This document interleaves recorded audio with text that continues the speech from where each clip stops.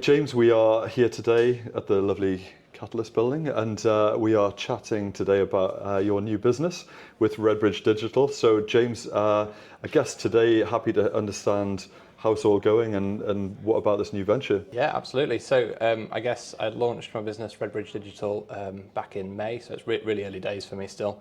I guess my background originally was in engineering, but fairly quickly I moved into kind of software engineering, software development, and I've spent the last 5 years developing bespoke software for engineering companies in my old role.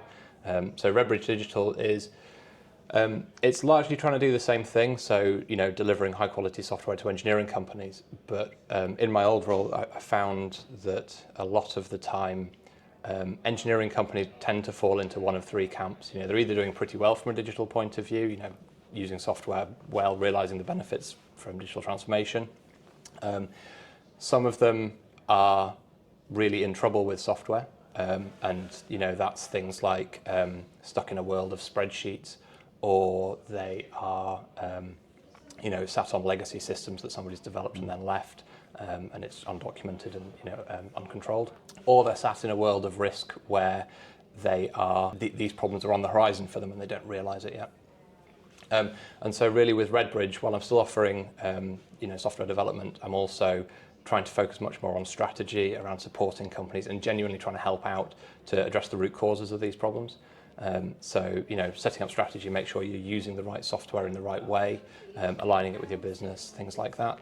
Support, so if you're heading down a path towards getting into trouble with software where you are, people are developing things in an uncontrolled way, then I can come in and provide support there. Or potentially, you've already hit trouble where somebody's, key person's left and you're out of luck and you can't hand over that software. I can come in and help in that scenario as well. Let's go back in time, and for people that are watching this, how did the journey work for you even getting into the world of engineering? So I fairly traditional route, to be honest. I was at Durham University, did a master's there, ended up doing... Which college were you at Durham? St Aidan's. Aidan's, great college. Yeah, no, it was good fun. Very stereotypically, I married someone from Aidan's, and she was also my cox in the rowing club, which it's about every stereotype in Durham. Everyone marries everyone in Durham, don't they? Just within college, and then there's nothing else to do, I think. And then do some rowing, walk around the city. But yeah, it's not to every Durham grad that's watching this, but yeah. My parents went to Durham, and they got married. Yeah, they didn't row, but yeah. Yeah. So did my parents, and both of my mum's sisters Nice. all married someone from Durham, and my brother and my cousin. So yeah, there was a lot of anyway. Yeah. Did the masters there, and then did a engineering grad scheme, and then I moved up to the northeast and moved into a small engineering consultancy. And then the move into software was really driven from the grad scheme originally. And I've always been one of these people who loves to code and get involved in, why do something twice when you can write a piece of code that'll do it for you. I've always been out of my comfort zone every single job I've ever been in. I think I'm just one of these people that gets attracted to the really difficult problems. And I think the thing I've learned over time is that it's not all about what you know. It's about how quickly you can learn, and it's also about who you can reach out to, who's in your network to support you with that. And so kind of translating that back to the current day, then I've been working really hard to build a network in the northeast of engineering companies, tech companies, software product companies, services companies. That means that actually now I've got this ability that where I'm presented with a problem, yes, I might be able to solve it, but am I the right person to solve it? Actually, is it better if I make a recommendation? Is it better if I point you in the direction of the person who's the real expert at that? And while I've got a very broad range of skills, I'm not an expert of everything. And knowing your limits and knowing where you push them and knowing where to go and find someone else to do it for you is, I think, a real key skill. I've always been quite ambitious, but I never thought I'd start my own company. Over time, that kind of evolved into me thinking I want to work for myself, but I always saw it more as I'd co-found with someone who was maybe they were maybe the business guy, and I was just sat in the back room not having to talk to customers. But then as I kind of got more experience and gained more experience, then I've had a really fortunate opportunity to get experience of sales, of commercials, of project delivery, of dealing with difficult customers, with account management, like a really broad range of skills across business. And I think that gave me the confidence to really give it a go for myself, kind of by myself. I think I'm quite a conservative person, so I wouldn't have done that if I didn't have, if I hadn't just been very lucky in my experiences. Yeah, I think it was never something that was top of my list until I suddenly realised, I think I can do it. And then once I realised that I think I can do it, then there wasn't really another option. And I think I'm quite surprised at the rate at which you're picking up new clients and new customers. How are you finding the journey of actually getting the business off the ground? Again, I'm feeling quite fortunate at the moment. I think I've aimed my business really carefully based on the skills and experience that I've got, and I think being in kind of effectively a consultancy role, the vast majority of my sales and kind of building the business is around gaining trust of different companies. And I think I'm just at this point where I've got enough credibility behind me, enough experience behind me, and enough confidence in myself that I'm finding that I can build the trust with these companies fairly effectively, fairly quickly. And yeah, it's growing really fast. Still just by myself at the moment, but I'm looking at recruiting pretty soon. I'm already engaging contractors. I'm kind of scaling out very quickly. Everyone we chat to at the moment, AI is hot topic number one. What are the people saying to you about AI in the market? So mostly in engineering, that's where in manufacturing, that's where my experience and the people I'm speaking to are. But honestly, I think most people are a bit afraid of it at the moment. And you tend to find a mix of people in companies where, even within one company, half the people will be really excited and on the hype train and, just trying stuff out and getting started, and half the people will be burying their head in the sand. But neither of those are a particularly measured strategic approach, which is kind of what I'd be encouraging. Taking a step back, I mentioned earlier that roughly a third of engineering companies that I speak to are doing well digitally, roughly a third are sat on risks they don't know about, and roughly a third are in serious trouble. I think AI has the potential to really change that dynamic. So there was a statistic that came out quite recently that about 85% of AI projects fail, which is a very, very high. 85%? Yeah, the vast majority. And the reason is it's a new technology. People don't really know how to use it. Most people, what they're doing when they engage in an AI project is experimenting with AI, not, even if they don't realise it, not actually aiming to deliver something, because you just don't know if the thing you're embarking on is even technically possible. And that's okay if you approach it as an experiment. It's less okay if you approach it as an essential business delivery. And what's your view on, coming out of COVID, the market was red hot for developers, coding guys generally, like across the world, couldn't get enough people. Yes, it all became remote. What are you seeing in terms of the availability of high quality developers, how that's changing with the AI technology? So obviously you see a lot in the news about layoffs relating to AI. I'm quite skeptical about it, going back to this kind of vibe coding quality problem. AI, the large language models that you tend to use as coding assistants at the moment are brilliant at assisting someone in doing what they're already good at. They're not very good at doing the work for themselves. And I think that you're starting to see cases where people are giving it more responsibility than it's really capable of taking, the technology is capable of taking. The technology might get there, but at the moment what that means is that people are thinking they can reduce how many developers they need. And it appears that is the case at the moment, but they may or may not be massively increasing the risk in their business. And it's all around a term called technical debt, which is the kind of the cost value of all the poor quality in your technology and your business. I think there's a real risk around that at the moment. What that does mean is that, a lot of almost the value of software engineers is decreasing at the moment. And I don't think that's really a fair reflection of what should be happening. Yeah, I think that's fair to say. And we meet different people in the market. I guess the people we're seeing already impacted are probably the more administrative roles. I was in a hotel earlier in the week, and I think I met the first lady who said, I've lost my job because of AI. And I guess we are seeing some pressure on the development roles, but it's not across the board yet. Yeah. But it's... Yeah, and I think AI is going to change everything. It's not going to change quite as fast as people think. But, we are in a technical revolution. And, you can argue whether it's a bit like the internet or it's a bit like what scale of revolution is it compared to, the internet or the industrial revolution or whatever.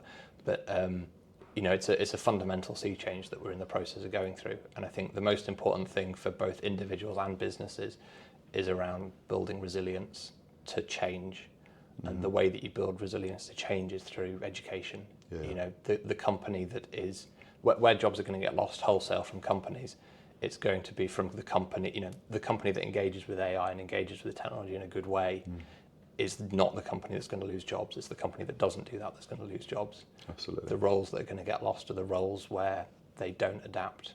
And so, being curious about it and educating yourself about it is incredibly important. Good.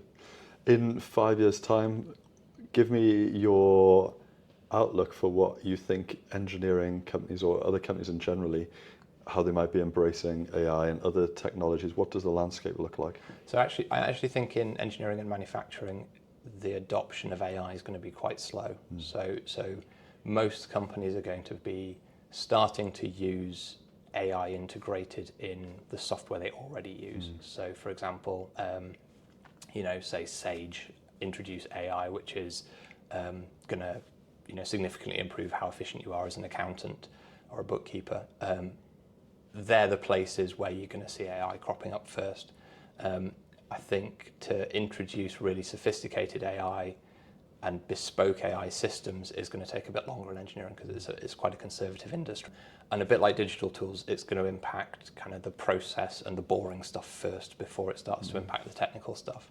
The engineering companies that I'm speaking to, most of them are quite concerned around skills and the ethics of introducing AI for technical work. As it gets more sophisticated, I think more and more companies are going to start using it for elements of technical work. I think that introduces risks into business, which I probably don't have time to go into. So I think, but all of that means that because there's quite a lot of conservatism, because it's quite a conservative industry, because people are worried about the ethics of it, and because it's effectively a way of established companies working more efficiently rather than something where someone can come in and completely disrupt how the sector works. It's all going to be a very gradual change in the engineering and manufacturing industry. What if you were like someone who isn't technically phenomenal and this new world is coming and you need to embrace digital more? What would you say to the people that are on this call who, maybe just need to embrace technology more? How would you encourage that? So what I'd say is large language models are really, really accessible. So, go and download ChatGPT and have a conversation with it about, get it to make a recipe out of the things that are in your fridge or something like that. It's got My colleagues do that all the time. Yeah, exactly. It's a real, or ideas to keep your kids occupied.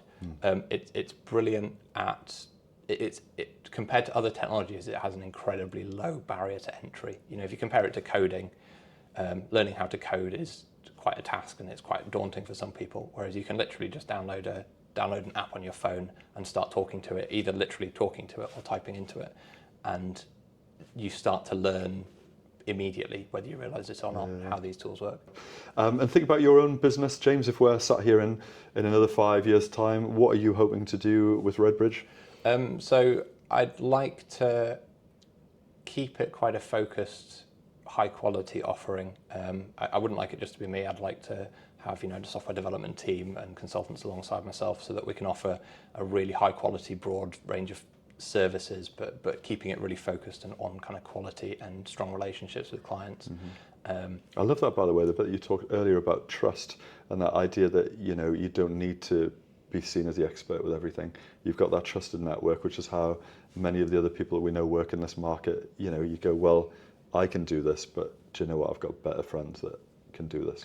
Yeah, and to me, I'm looking at really long-term partnerships. So I don't feel the need to go after every possible opportunity in a company. I'd much rather that they have a good long-term experience with me. And I think I really care quite a lot about the engineering sector in the Northeast, because I think there's a lot of absolutely fantastic companies in the area. And so just being able to go in and genuinely help rather than make money off it just seems like such an obvious choice for me. Yeah. And if anyone's watching this and they think, well, James seems a nice guy, how do I get in touch? Are you open for coffees? Yeah, I'm really keen to keep building my network and keep getting to know people. I think I've had an unbelievable experience of getting started with my business and just kind of throwing myself out there and meeting people. And the number of connections that I've made that have already been, oh, actually, no, this person needs to speak to this person, has just been absolutely great, and I've really enjoyed it. Yeah. So yeah, I mean, best option is to just reach out over LinkedIn, and I'm definitely keen to have conversations with people. And if anyone could do anything, again, watching this to help you, is there anything that you need or anything else that helps you with your journey?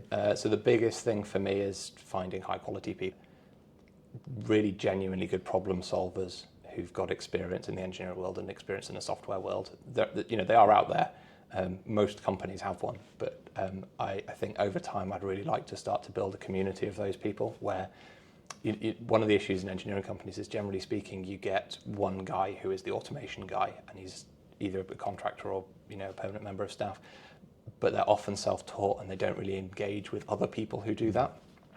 But most engineering companies have them, so there's actually a lot of them out there, and starting to build a community of those people where they can talk and share ideas, and you can start to build in, well, actually, structured software testing is really important, and start to build quality through kind of communicating with them as a community. I think has real potential value for engineering companies and for them individually.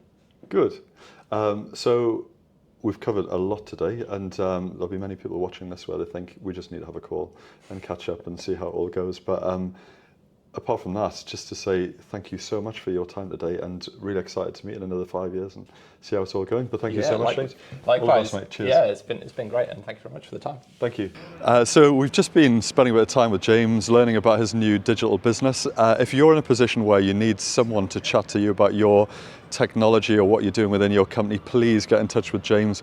James is an example of many of the people that we connect with, and we're trying to do more to allow people to access all the amazing people that we know. Get in touch with James. If we can help with anything, give me a shout, and I'd love to catch up. Thank you.